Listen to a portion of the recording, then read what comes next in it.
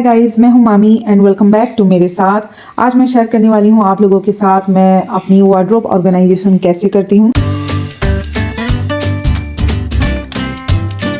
सबसे पहले एक बात है कि घर तभी गंदे दिखते हैं जब सारी चीज़ें अपनी जगह पे ऑर्गेनाइज होके ना रहे। झाड़ू और पोछा तो सबसे लास्ट वाला काम होता है। आप भी एक बार ट्राई कीजिएगा, अगर सारी चीज़ें अपनी जगह पे हो और झाड़ू पोछा ना हुआ हो तब भी उतना फ़र्क नहीं पड़ता, लेकिन अगर झाड़ू पोछा किया हुआ भी हो और सारी चीज़ें ऐसी तैसी होके फैली रहे तो घर बहुत ज़्यादा गंदा दिखता है। फिर तो मैं कभी कभार बिजी के चलते शायद झाड़ू पोछा स्किप कर भी लूँ, लेकिन सारी चीज़ों को अपनी अपनी जगह पे रखना तो बिल्कुल जायज़ है।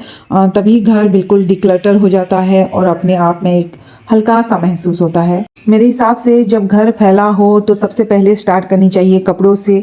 अक्सर हम तनाव में आ जाते हैं सारी चीज़ों को देख के कि शुरुआत कहाँ से करें, तो मैं तो सबसे पहले करती हूँ कपड़ों से। तो चले स्टार्ट करते हैं आज की सारी साफ़ सफाई। तो सबसे पहले मैंने सारे कपड़ों को निकाल के अपने वार्डरोब में से अच्छी तरह से उसको पोंछ डाला। और देखिए यहाँ पे मेरा जो कबर्ड्स के अंदर सेक्शन है वो मैंने सारे शेल्फ्स के हिसाब से किया हुआ है। क्या होता है ना कि अगर हम हैंगर पे कपड़े हैंग करके रखें तो बहुत ज़्यादा स्पेस फिर ज़रूरत लेती है, तो इसीलिए मैंने हाल ही में अपनी सारी कपड़ों को हैंगर से निकाल के मैंने उसको इस तरह से रखा है ताकि कम जगह ले और सारे के सारे कपड़े अंदर अच्छी तरह से रह जाए। तो ये सबसे ऊपर वाला जो है उसमें मैंने कुछ तकिए रखे हैं जो कि ज़्यादा यूज़ में नहीं आते, मुझे पता नहीं चला और मैंने कस्टमाइज़ कर लिया अपने आप हिसाब से। और सेकंड वाला जो है वो सारे हैं मेरे हस्बैंड के टी शर्ट्स। मैंने उनके लिए अलग अलग शेल्फ्स ही इंक्लूड किए हैं, जैसे कि शर्ट्स के लिए अलग, टी शर्ट के लिए अलग, उनके पैंट्स के लिए अलग और उनके विंटर क्लोथेस उसके लिए अलग। तो सबसे ज़्यादा ज़रूरत में आते हैं उनके टी शर्ट्स, तो इसीलिए मैंने ऊपर रखा हुआ है। और उसके नीचे वाला जो है शेल्फ उसमें मैंने उनके सारे विंटर्स के जो कपड़े हैं वो सारे रखे हुए हैं। और अभी थोड़ा खाली दिखेगा क्योंकि कुछ आयरन मुझे घर में करने थे जो कि मैंने नहीं किया है, अभी तक रह गए हैं, इसलिए वो शेल्फ्स थोड़ा खाली खाली लग रहा है। और नीचे वाला जो है नीचे मतलब उसके नीचे जो है उसमें मैंने हस्बैंड के सारे शर्ट्स रखे हैं।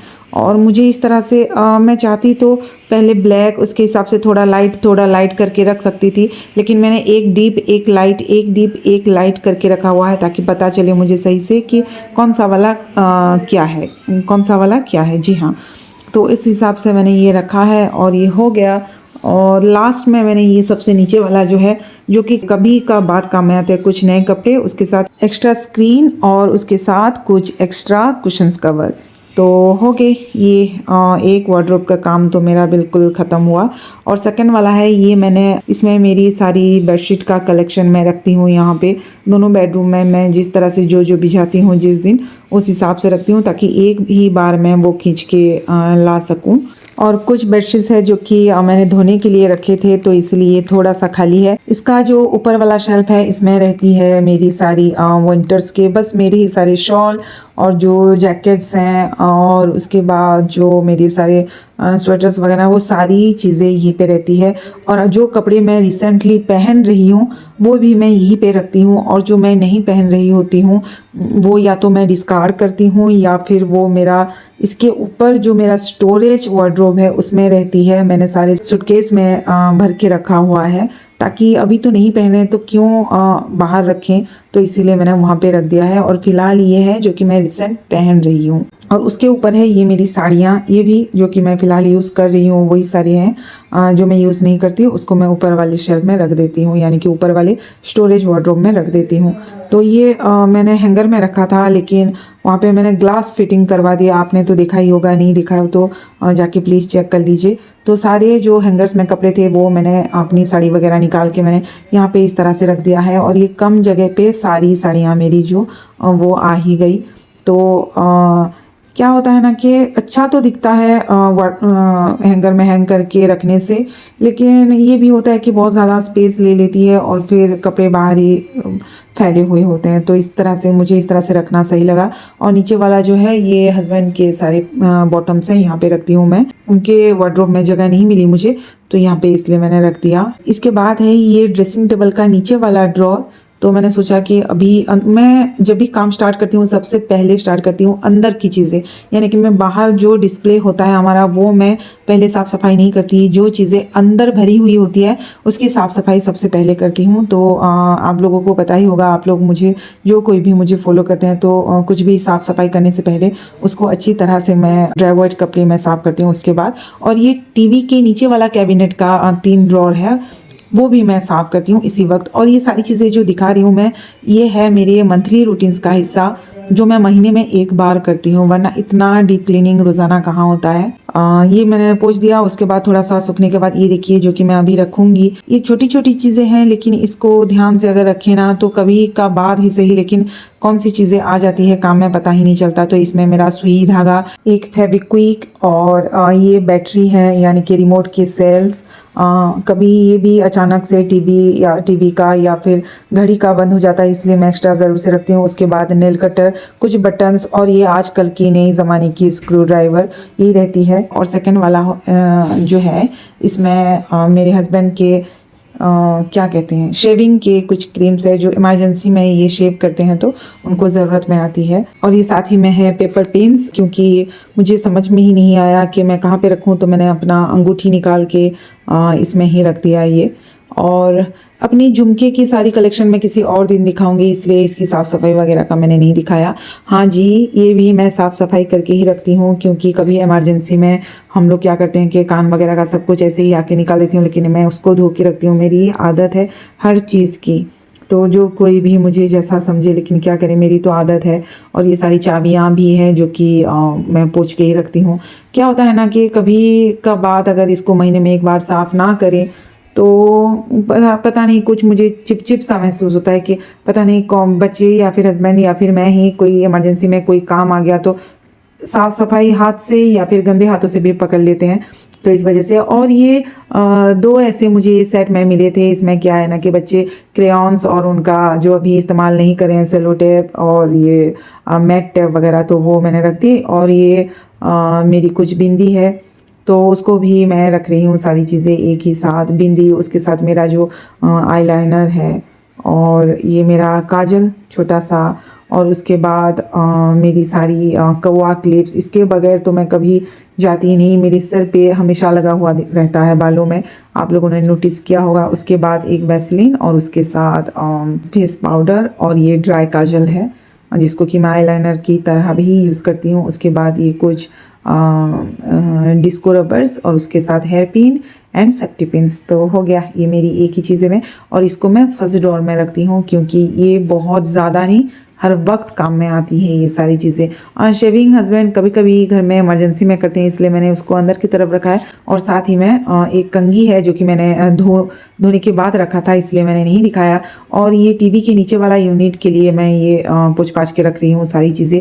मेडिसिन वगैरह भी मैं पोंछ के रखती हूँ, इसलिए कि महीने में एक बार जब देखती हूँ मैं, डिस्कार्ड करने में भी ईजी होता है कि कौन सा एक्सपायरी हो गया है कौन सा नहीं। और ये टर्मिनेटर देख रहे होंगे आप, क्योंकि मेरा प्लाईवुड का काम किया हुआ है तो मैंने ये रखा है क्योंकि कभी पता नहीं किस वक्त काम में आ जाए, तो मैंने ये रखा है। और उसके बाद ये देखिए थोड़ी सी यहाँ पे गंदगी दिख रही है ना, जी हाँ, ऐसी छोटी छोटी चीज़ों का ध्यान रखना भी ज़रूरी है, तो इसीलिए मैंने देखिए ये साफ़ हो गया। और ये डिब्बे में जो रखती हूँ वो सारे कैप्सूल्स होते हैं, टैबलेट्स होते हैं, इसलिए मैंने एक ही साथ में रखा हुआ है। और ये सीज़र मैंने यहाँ पे रखती हूँ ताकि मेडिसिन कट करने में मुझे इजी होता है। जैसे कि एक स्ट्रिप में आता है तो एक मेडिसिन खाते हैं तो एक कट करके ले लिया, ये आदत है मुझे। वो खाली पैकेट्स जो स्ट्रिप्स के होते हैं उसको देखते ही पता नहीं मुझे क्या महसूस होता है, मैं बिल्कुल भी नहीं, मतलब मुझे अच्छा ही नहीं लगता। और ये सीज़र के पास एक मेरा मेडिसिन आप टेबलेट देखे होंगे अभी, वो शायद हस्बैंड या फिर मैं खाने वाले थे, इसलिए मैंने बाहर रख दिया था ताकि पूरा डिब्बा जो है वो खोलना ना पड़े। और सारे जो ड्रॉप वगैरह है और उसके साथ ये एक है हमारा थर्मोमीटर। बस फर्स्ट ड्रॉर कंप्लीट। और सेकंड ये कभी खुलता नहीं, इसलिए मैंने ये मच्छर भगाने के कुछ क्या कहते हैं स्टिक लाए थे, पापा लाए थे, लेकिन यूज़ ही नहीं हुए क्योंकि मैंने नेट लगवा दिया है। और ये चूहे मारने का भी एक है मेरे पास, लेकिन ये भी काम में नहीं आ रहा है। उसके साथ एक्स्ट्रा नए नए ब्रशेस, एक्स्ट्रा कंघी और ये मसल फिटनर और कुछ फेस पैक है। उसके साथ ये हमारा वाइट हेड्स निकालने का मशीन और मेरा ये क्रीपर मशीन यही पे रहती है। और ये हस्बैंड के शेविंग मशीन, ये सारी चीज़ें ये पे रहती है। ये बहुत ही ज़्यादा कम यूज़ में आता है ये वाला ड्रॉर। मैं साफ़ ना करती तो भी चलता, लेकिन आदत है क्या करें। और थर्ड वाली ड्रॉर में जो है वो रहती है मेरा एक इलेक्ट्रिक आयरन, जो मैं बहुत ज़्यादा यूज़ करती हूँ, लगभग हर दिन। लेकिन बहुत दिनों से ये मैंने यूज़ नहीं किया था क्योंकि बहुत सारे कपड़े थे जो कि रह गए थे। यकीन नहीं मानेंगे आप लोग, बहुत ज़्यादा कपड़ा था, आप सोच भी नहीं सकते। लेकिन धीरे धीरे मैं निपटा रही हूँ, तो इसलिए इसको भी पूछती हूँ, पूछना तो ज़रूर है क्योंकि डस्ट तो मतलब आप चाहे अंदर रखें बाहर रखें, डस्ट तो हो ही जाता है। तो इसलिए इस तरह से इसको पोंछ के रखना ज़रूरी है। और इसके साथ रहती है सारी रिमोट्स, घर के जितने भी रिमोट्स हैं, चाहे वो ऑफ सीजन हो या फिर ऑन सीजन, लेकिन सारे रिमोट्स यहीं पे रहती है। अच्छा, तो एक बात और की, जो फ़िलहाल बारिश हो रही है, पता नहीं बारिश का कुछ दिन हुआ अच्छा खासा रोज़ाना बारिश हुआ तो माहौल काफ़ी ज़्यादा अच्छा था। लेकिन कुछ दिनों से ना बारिश ऐसे हो रही है कि जो गुलगुली नहीं होता है क्या, मतलब बाहर बारिश हो रहा होगा लेकिन अंदर बहुत ज़्यादा गर्मी होती है, तो वैसा बिल्कुल फील हो रहा है। तो ये काम करते करते मुझे सैलेड खाने का बहुत ज़्यादा मन कर रहा था, तो इसलिए मैंने ये अपने लिए भर के एक प्लेट सैलेड कट किया और इसको बहुत अच्छे से इंजॉय किया। सच में गर्मी इतनी थी कि सैलेड खाने का तो मज़ा ही कुछ और ही आता है। मुझे बहुत ज़्यादा पसंद है सैलेड, खास करके ककड़ी और दही सैलेड, यानी कि सैलेड में थोड़ा सा दही डाल दें तो वो मुझे बहुत ज़्यादा पसंद आता है। तो लंच करने का भी टाइम आ गया था और काम इतना था कि मैंने लंच बनाया नहीं था। तो हस्बैंड को मैंने कहा था कि प्लीज़ आप आज लंच बाहर से ले आइएगा, लेकिन मैंने भर के एक प्लेट खा लिया है सैलेड, तो मेरे लिए मत लाना, आप और बच्चों के लिए ही लाना। तो वो लाए थे और मैं किचन में ही थी और उन लोगों को खाने के लिए दिया। तो मैंने सोचा कि जब तक मैं हूँ किचन में तो मैं टाइम बिल्कुल भी ज़ाया होने नहीं देती हूँ। तो फिर मैंने अदरक और लहसुन का पेस्ट जो है वो मेरा ख़त्म हो गया था, तो मैंने सोचा कि चलिए तब तक मैं अदरक और लहसुन का पेस्ट बना लेती हूँ और आप लोगों के साथ भी शेयर करने वाली हूँ। और वो 1 महीने तक इजीली फ्रीज में स्टोर होके रहता है।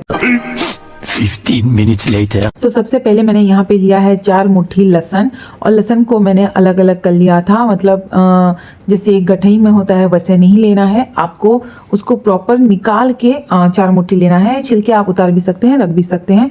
और उसके हिसाब से मैंने हाफ लिया है अदरक, और अदरक चाहे तो आप 60% ले सकते हैं अगर 100% आप लहसुन ले रहे हैं तो, लेकिन उससे ज़्यादा नहीं क्योंकि वो फिर कड़वा हो जाएगा। उसमें थोड़ा सा पानी मिला के मैंने ग्राइंड कर लिया है, और ये ध्यान से पानी उतना ही डालना है ताकि ये अच्छे से पीस जाए। और उसके बाद फिर मैंने 2 भर के बड़े चम्मच मैंने ऑयल शामिल किया है और इसको भी अच्छी तरह से फिर पीस डाला है। आप चाहे तो पानी ना डाल के सिर्फ ऑयल का भी इस्तेमाल कर सकते हैं, लेकिन मैंने थोड़ा सा पानी डाला है। ये रखूँगी मैं फ्रीज़ में, तो ये 1 महीना इजीली बहुत अच्छी तरीके से रह जाते हैं। टेस्ट में भी कुछ भी फ़र्क नहीं आता, बिल्कुल फ्रेश जैसे होता है वैसा ही काम करता है। और ये अभी मैं जार में तो रख रही हूँ, लेकिन इसका जो ढक्कन है वो शायद टिन मटेरियल का होता है, इसलिए मैं इसके ऊपर भी थोड़ा सा ऑयल डालूंगी जैसे कि हम लोग अचार में डालते हैं। तो मैं तो ऐसे ही रखती हूँ, और कुछ लोग फ्रीज़र में रखते हैं, लेकिन मैं फ्रीज़र में कभी भी नहीं रखती। और कुछ लोग ऑयल ना डाल के सिर्फ पानी भी डालते हैं, लेकिन फिर वो कितना दिन रहता है क्या मुझे कुछ भी नहीं पता। जिस तरह से मैं रखती हूँ मैंने आप लोगों के साथ वैसे शेयर किया। तो जी यही था मेरा आज का पूरा ब्लॉग। उम्मीद करती हूँ कि आप लोगों को पसंद आया होगा, और उम्मीद ये भी है कि कोई ना कोई एक ही सही लेकिन मोटिवेट हुए होंगे और कुछ ना कुछ सीखने को मिला होगा। तो अगर आज का ब्लॉग आप लोगों को पसंद आया हो तो फिर लाइक कीजिए, शेयर कीजिए और सब्सक्राइब कीजिए मेरे साथ को, और बने रहे मेरे साथ। जल्द ही मिलते हैं एक नए ब्लॉग में, तब तक के लिए बाय बाय।